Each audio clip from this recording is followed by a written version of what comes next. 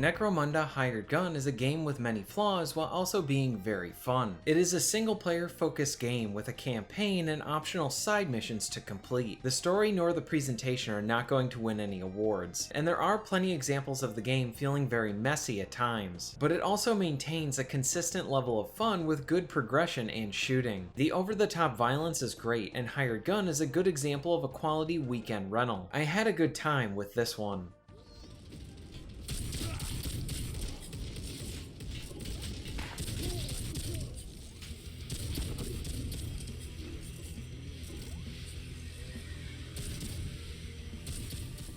Hired Gun provides you with a few different options for movement within the combat arenas. Your movement speed by default is very fast. You can slide to dodge enemy fire and run on walls. Along with this, you can dash in any direction as a means to dodge a melee hit. The best of your movement is with your double jump and grappling hook. The range is decent on your grappling hook, and you can either use it to get to a better position or close the distance with an enemy to hit them with a shotgun or melee takedown. Generally, the movement feels pretty good, with the wall running feeling very inconsistent. Sometimes my character really wouldn't register that I was trying to run on a wall, and on other occasions I found myself attaching to a wall when I didn't want to. The other odd thing about the wall running is how most of the levels really do not feel designed with any of this in mind. After I earned the grapple, I found myself using that in conjunction with the double jump. The shooting feels good and is very enjoyable. The sound effects are decent, but the gameplay really sells its shooting with the impact. Shooting enemies will often cause many of their body parts to be blown off. It is over the top and very satisfying. There's a decent arsenal to pick from, with pistols, shotguns, SMGs, rifles, along with plasma weapons. The general gameplay feels like a mishmash of other titles with a heavy influence from the recent Doom games. Hired Gun may not win any awards for originality, but at the end of the day, what really matters is if it's fun to play, and it seems this is where the developers put most of their time into, having fun gameplay action.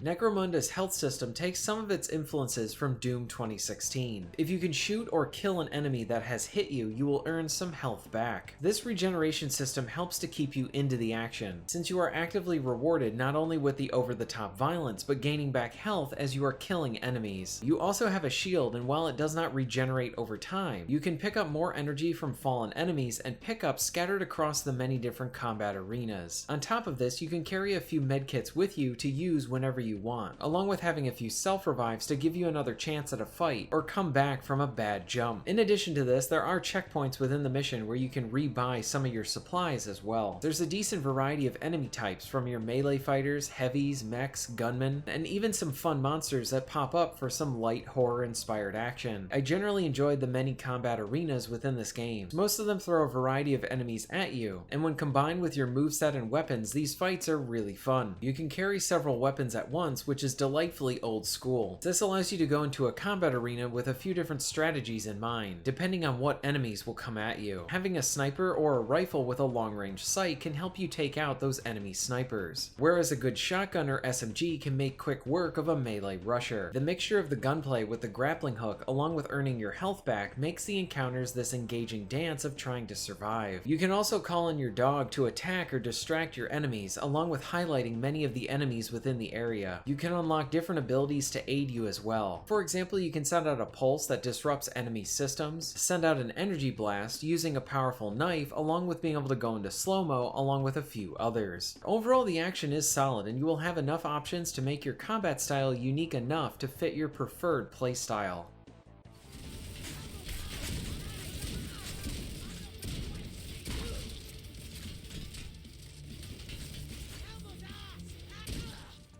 Now, while the focus of many of the missions will be on the action, the levels have a fair amount of enjoyable exploration. There are a few hidden chests in each of the levels, and they can net you with really good rewards. Defeated enemies will drop money for you to pick up, and sometimes will have new guns. At the end of the mission, you are rated on your performance and are rewarded with money. You are also presented with all the weapons that you picked up, and you can opt to choose to keep them, or instantly sell them off. Back at the main base, you can visit various shops for upgrades and better equipment. The two best areas of the progression are the weapon customization and the upgrading. Weapons can be customized with different parts to enhance their different aspects and stats. For example, you can opt to turn a machine gun into a light machine gun with a large magazine, with the trade-off that the weapon handling will be a lot lower. The options here are not vast, but deep enough to really allow you to tweak your arsenal into how you want to play the game. The player upgrades provide you with boosts to different passive stats, along with active abilities like slow-mo that you can enhance. You have a lot of player choice in what you want to focus on when building your character. Granted, you can eventually earn all of the upgrades, but what you choose first is up to you. When you start a mission, you are able to customize your loadout, choosing what equipment and weapons you will bring in with you. There is even a training grounds type area if you want to try out your loadout before an actual mission. The main missions can be replayed along with optional short side missions that are a good way to earn more money very quickly. Hired Gun checks a lot of the expected boxes for a modern shooter and provides some good progression so that you always feel like you are rewarded with everything you do. The progression and the gameplay are the two best areas of the game.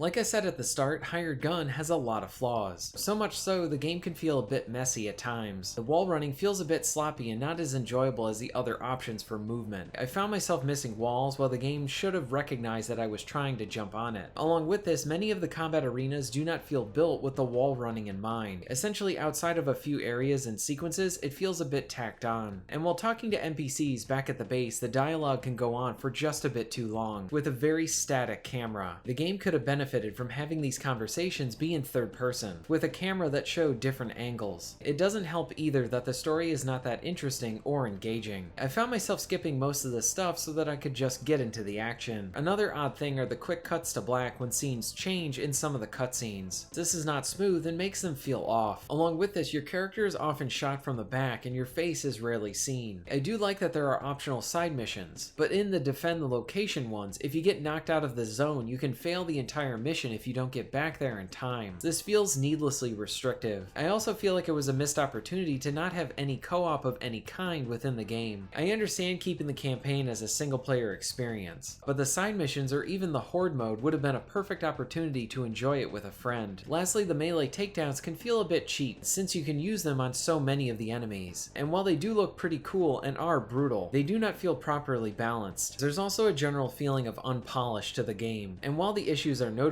with some being annoying, Hired Gun maintains a constant level of fun throughout. This isn't a game that you will be playing forever, but it is one that is perfect for a rainy weekend.